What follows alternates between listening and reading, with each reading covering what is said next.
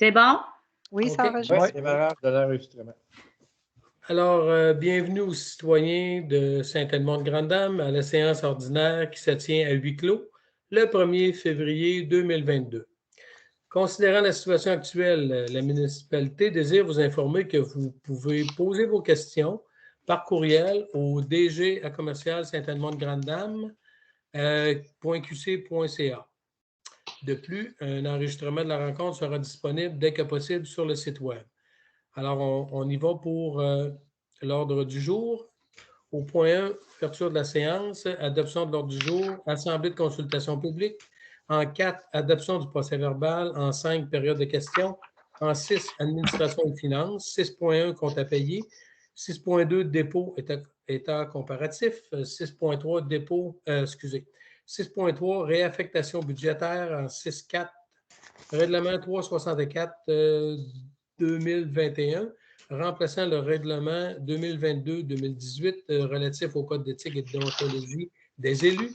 En 6.5, avis de motion et dépôt d'un projet règlement 367-2022, code d'éthique et de déontologie des employés municipaux. En 6.6, avis de motion et dépôt d'un projet règlement 368-2022 concernant la circulation des véhicules routiers. En 6.7, avis de motion et dépôt d'un projet règlement 369-2022 concernant la tarification des services municipaux. En 6.8, achat d'une enseigne numérique. En 7, travaux publics. En 8, sécurité publique.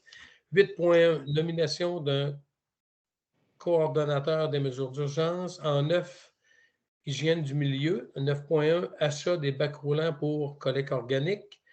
9.2, compost, transport et collecte RGMR Bas-Saint-François. En 10, aménagement et urbanisme. 10.1, comité consultatif d'urbanisme, une nomination. 10.2, demande à la MRC les îlots déstructurés. Excusez. En 11, loisirs et culture. 11.1, le bilan, comité des organisateurs bénévoles de la fête de Noël, c'est un dépôt. 11.2, travaux, parc. 11.2, le 11.2 va être reporté au mois de mars, dû au fait qu'on attend d'autres informations concernant ce projet-là. En 11.3, 40 jours 2022, programme d'accompagnement de Drummondville. 11.4, 40 jours été 2022, embauche du personnel. En 11.5, commande d'un foyer extérieur à l'école Paul Rousseau. 11.6, suivi de la démarche MADA à Saint-Edmond-de-Grande-Dame. En 12, sujets divers. 13, période de questions. Et en 14, levée de l'Assemblée. Notez bien que la prochaine séance ordinaire du Conseil se tiendra le 1er mars 2022. Alors, on débute. L'ouverture de la séance est faite. J'ai besoin de quelqu'un pour l'adoption de l'ordre du jour. On va le proposer. Steve. C'est proposé par Steve. Steve Courchaine, merci. Attendez un petit peu. Je vais juste enlever une petite broche de mon papier pour ne pas me tromper dans la lecture. Donc, je suis rendu au point 3, qui est l'Assemblée de consultation publique. Il n'y a rien à ce niveau-là. En 4, adoption du procès-verbal. Chaque membre du conseil municipal ayant reçu copie du procès-verbal dans les délais prescrits, le secrétaire de la séance est dispensé d'en faire la lecture, d'approuver et d'adopter le procès-verbal de la séance du 5 janvier 2022. J'ai besoin d'une proposition. On va le proposer. Monsieur Christian Lupien, je n'ai pas d'objection? Non. Merci. En 5, la période de questions, il n'y a rien à ce niveau-là. En 6, administration et finances. 6.1, compte à payer. La directrice générale et greffière trésorière Sylvie Vien dépose à cette séance du Conseil la liste des incompréhensibles ainsi que la liste des comptes à payer et le montant des salaires et charges sociales versés, à savoir total des salaires et charges en janvier 2022 pour un montant de 16 285,71. Total des comptes à payer, 35 207,12. Total des incompressibles, 28 426,14 pour un grand total de 79 918,97. Que les comptes suivants soient approuvés et que la directrice générale et greffière trésorière soient autorisées à faire les paiements. J'ai besoin d'une proposition. Je vais le proposer. Monsieur Corriveau, merci. Monsieur Pas Corriveau? Oui, Oui. Monsieur Robert Corriveau. Il n'y a pas Parfait. d'objection? Non. Merci. 6.2. Dépôt des états comparatifs. La directrice générale et greffière trésorière dépose un rapport, article 176.4 du Code municipal de Québec.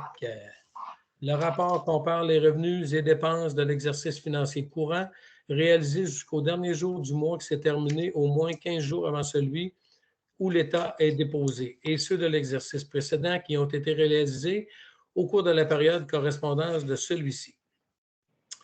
6.3. Réaffectation budgétaire. D'autoriser la directrice générale à réaffecter les postes budgétaires selon la liste suivante. Je vais en faire la lecture sans nécessairement tout donner les numéros de postes budgétaires.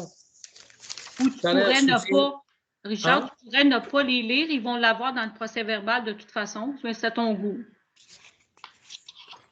Bon, écoutez, je peux quand même les parcourir assez rapidement. Là. Ok. Salaire, soutien et entretien, augmentation de 6 333. Employés RRQ, augmentation de 644. Employés FFS, augmentation.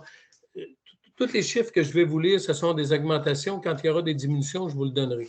Employés FFS 580, employés CNSST 677, téléphone bureau 96, avis public 878, honoraires professionnels 2195, comptabilité, vérification 640, service professionnel Infotech 783, assurance bureau municipal 120 réception 198, autres services frais de banque 80, matériel informatique, entretien et réparation 942, bâtisse municipale, entretien, pièces et matériaux 262, système d'alarme, entretien 274, autres 341, assurance garage municipal 42, infrastructure, route, entretien et réparation 1903, bâtiment, terrain, entretien et réparation 516, ciment, sable, asphalte, pierre 2921, panneaux de signalisation 421, facture MRC, matière résiduelle 257.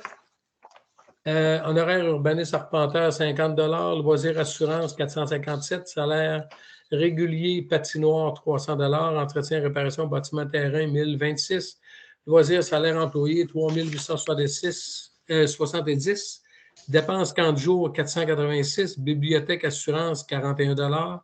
Entretien réparation bâtiment terrain, 601 $. Autres, 35 $. Côte-Part, Ville, Drummond, Loisirs, 4 882, frais annuels, carte de crédit, 60 $. Et les trois derniers sont des diminutions. Service incendie, intervention, 25 000. Salaire officier d'élection, 2 911. Et fourniture de bureau, 5 000 $. On est rendu au point 6.4, règlement 364. Ça prend un proposeur. Oui, Richard. exactement. Ça prend un proposeur. OK. Il est proposé par Marie-Claude. Marie-Claude Durand. Pas d'objection? Non. Merci. Alors, on passe au point 6.4, règlement 364-2021, remplaçant le règlement 3022-2018 relatif au code d'éthique et de déontologie des élus. Je vais faire grâce de la lecture parce que c'est quand même assez long. Toutefois, il va être sur le site de toute façon. Toutefois, c'est ça, ce règlement-là est disponible sur le site et sur demande. Alors, j'ai besoin d'une proposition pour la résolution. Qui l'a proposé, là? C'est Christian. Christian?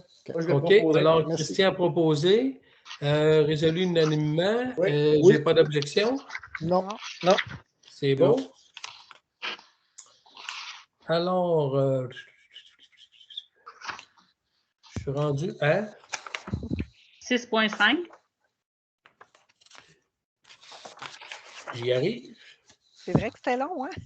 Ben, c'est ça, hein? C'est ce que je me rends compte pourquoi je ne voulais pas le lire. Je suis rendu 3 pages plus loin. 6.5. Avis de motion et dépôt d'un projet règlement 367-2022, code d'éthique et de déontologie des employés municipaux. Bon, je peux lire rapidement et après ça, je vais demander quelqu'un pour donner l'avis de motion.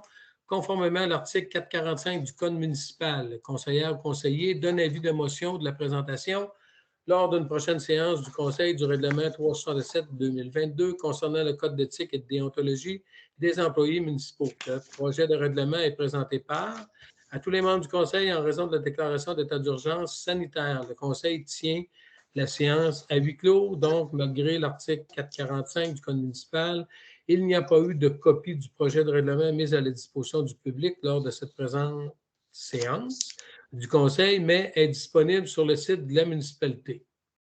Conformément à l'article 445 du Code municipal, le responsable de l'accès aux documents de la municipalité délivrera une copie du projet de règlement à toutes les personnes qui en feront ou en fera la demande dans les 2 jours calendrier précédant la tenue de la séance lors de laquelle il sera adopté.